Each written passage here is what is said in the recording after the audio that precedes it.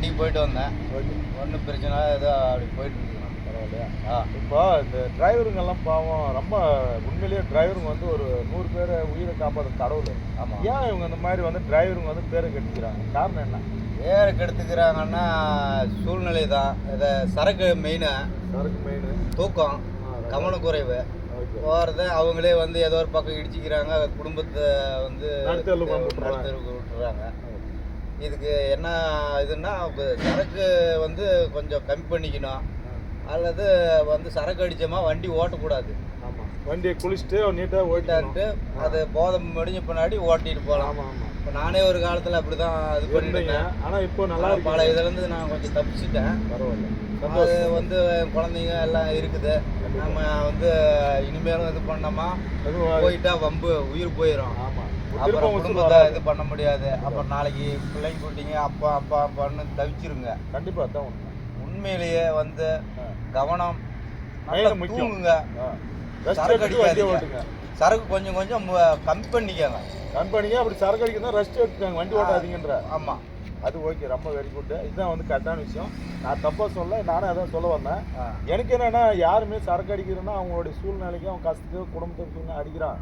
நான் என்ன சொல்ல வரேன்னா, அடிக்கட்டும், வேலையை முடிச்சுட்டு வண்டி நிறுத்திட்டு வரணும், சாப்பிட்டு ரெஸ்ட் எடுத்துட்டு போட்டோம். ஆமாண்ணா. நீ வந்து டைமிங் பார்க்குறீங்க, 24 மணி நேரம் ஓட்டணும், 12 மணி நேரம் ஓட்டுறீங்க. அந்த டைமிங் நீங்கள் பண்ணுறது பெருசு இல்லை. எத்தனையோ உங்கள் குடும்ப அழியத்தில் தான் அடுத்த ரோட்டில் போகிறோம், அழிஞ்சு போகிறோம்.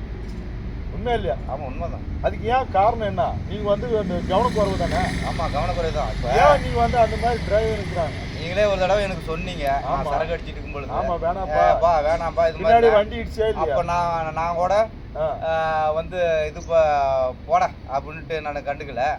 அப்புறமா எல்லாம் யோசிச்சு பார்த்து எல்லாம் இது பண்ணேன். கோவிந்தண்ணா இப்படி சொன்னாரு, உங்களுடைய விழிப்புணர்வு இது அடிக்கடி பாக்குறேன். பார்த்துட்டு நமக்கு கூட கோவிந்தண்ணா ஏதோ சொன்னாரு, இப்படிலாம் வந்து சரக்கு அடிக்காதீங்கப்பா, இது பண்ணாதீங்கப்பா, குடும்பம் நல்லா இருக்கும் அப்படி இப்படின்னு சொன்னாரு அப்படின்னு யோசிச்சு பார்த்தேன். சரி, ரெண்டாவது ஆனா இப்ப அதை விட்டுட்டேன். இப்போ நீட்டா இருக்கிறேன், எந்த இதுவும் ப்ராப்ளம் இல்லை. அதையே கடைபிடிச்சிட்டேன். இனிமேல் சரக்கு அடிக்கூடாது. அதே மாதிரி அடுத்த டிரைவரும் நான் என்ன சொல்றேன்னா, இப்போ ஓட்டி டிரைவர் ஃபுல் அத்தனை பேரும் கையெழுத்து நான் கும்பிட்றேன். அவங்க கடவுள் மாதிரி 100 பேர் இப்போ 50 பேர் ஏற்றி மெட்ராஸ் போறாப்புல.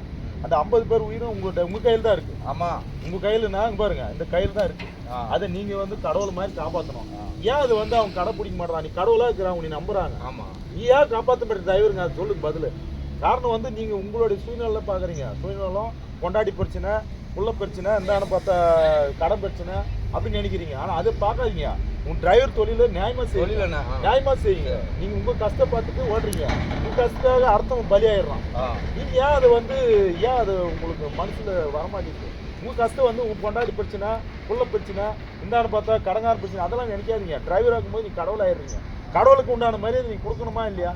அந்த ஞாபகம் மட்டும் இருக்கணும். அதுதான் அந்த ஞாபகம் இல்லாத பிரச்சனையில கடன் பிரச்சனை, நீங்க சொன்ன மாதிரி கடன் பிரச்சனை, குடும்ப பிரச்சனை அப்படின்னும் பொழுது என்ன பண்றாங்க, சரக்குக்கு போயிடுறாங்க, சரக்கு போயிட்டு அடிமையாடுறான். அந்த மாதிரி போவாதீங்க. அதுதான் நான் சொல்ல வரேன். நீங்க வந்து என்ன சொல்றேன், உங்களுடைய டியூட்டிக்கு வந்துட்டா இந்த தொழில் இது வந்து தொழில் நம்மளுக்கு தொட்டு கும்பிட்டு நீங்க ஏறுறீங்க.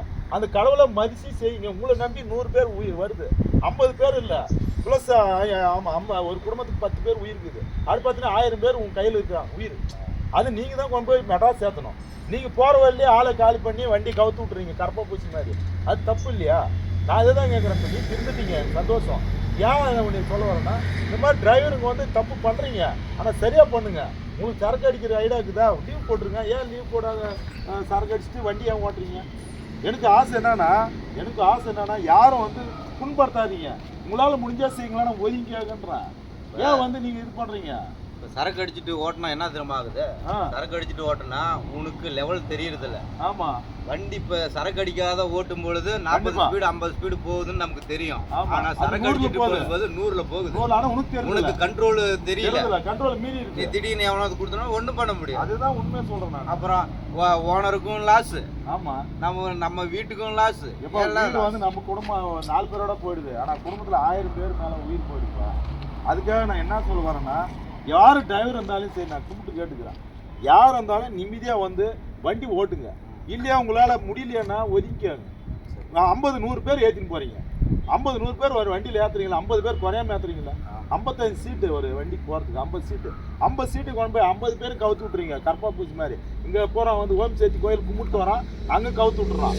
இருங்க, ஐயப்பனுக்கு போகிறான், ஐயப்பனுக்கு கவுத்து விட்டுறான். இங்கே திருப்பதிக்கு போகிறான், திருப்பதி கோயிலுக்கு கவுத்து விட்றான். என்னையா உங்களுக்கு டிரைவர்னா பொறுப்பு வேணுமையா? பொறுப்பு இல்லாத எதுக்கையா நீங்கள் டியூட்டி செய்றீங்க? ஏன் நல்ல பேருக்கு கெடுத்துறீங்க? ஒரு டிரைவர் பண்ணுறதுனால தானே 1000 பேர் கெடுறான். வந்து எல்லா டிரைவரும் நான் தப்பு சொல்ல விரும்பல, எல்லா டிரைவரும் நேர்மையான ஆளுங்க தான், எல்லாரும் குறை சொல்லல. ஏன் ஒரு ஆள் இப்படியா கவனக்குறமை வேலை செய்றீங்கன்னு நான் கேட்குறேன். இன்னைக்கு வந்து பாரு, லாரி நிற்கிது, இங்கே ஒரு பெயிண்டர் வந்து ஃப்ராடு பண்ணி போயிட்டான், புரியுதா? ஆனால் நம்ம ஃப்ராடு வேலை பண்ணிக்கிறான், புரியுதா? இத்தனையும் வேலை பதில் நடக்குது. இவ்வளோ நான் போராட்டத்தில் இருக்கேன். ஏன் நான் சொல்ல வரேன்னா, ஏன் ஏமாத்துறது? இந்த சரக்குனால தான் ஏமாத்துறான், இல்லைன்னா எல்லாரும் நல்லவன் தான். சரக்கு அடிச்சுன்னா அதுக்கு தாய்க்குள்ள தெரியுது இல்லையா?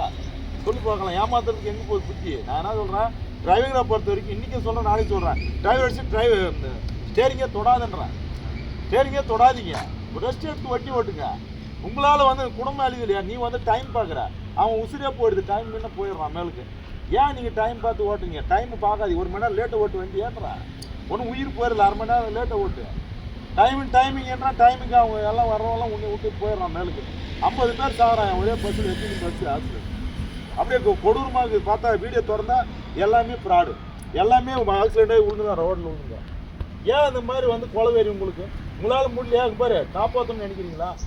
ஒழுங்காக கும்பிட்டு வண்டியில் ஏறுங்க, கும்பிட்டு ஸ்டேரிங் இப்படி தொட்டு கும்பிட்டு ஏறுங்க. நீ பாட்டு சரக்கு அடிச்சுக்கிறீங்க, உங்கள் பாட்டுக்கு சைக்கிள் ஓடுறீங்கன்னு வச்சுக்கா, அதில் யாரும் 100க்கு 1 இப்படி பண்ணுறான். எத்தனை டிரைவருங்க உங்களால் எவ்வளோ கெட்ட பேர். இப்போ நீங்களும் வேறு டிரைவரும் மிலிட்ரிக்காரனும் ஒன்று தான். எப்போ வீட்டை விட்டு வெளியே போகிறீங்களா, சாகுறியா பிழைக்கிறேன்னு தெரியல. நீ வந்து ஊடி சேர்ந்தா தான் மனுஷன். நீங்கள் அந்த மாதிரி பண்ணாதீங்க. நீங்களும் 4 பேர் சொல்லுங்கள், எடுத்து சொல்லுங்க. நான் வீடியோ அனுப்புகிறேன், வீடியோ வந்து அனுப்புகிறேன், எல்லாருக்கும் விழிப்புணர்வு பண்ணுங்க. கவர்மெண்ட்டும் எதாவது பண்ணுது. கவர்மெண்ட் வந்து பொறுப்பு இல்லை ஐயா, அவங்கள வந்து குறை சொல்ல முடியாது. அவங்க ஹெல்மெட் போடுன்றான், சீட் பெல்ட் போடுன்றான், யாரும் கேட்கறதில்ல. அவங்க நாம தான் உஷாராக்கணும். எல்லாத்துக்கும் அவங்களுக்கு குறை சொன்னால் நம்மளுக்கு தான் அசிக்கும், புரியுதா? நீ தான் ராஜா இந்த வண்டிக்கு. நீ வந்து 100 பேரை காப்பாற்ற, நீ தான் கடவுள்.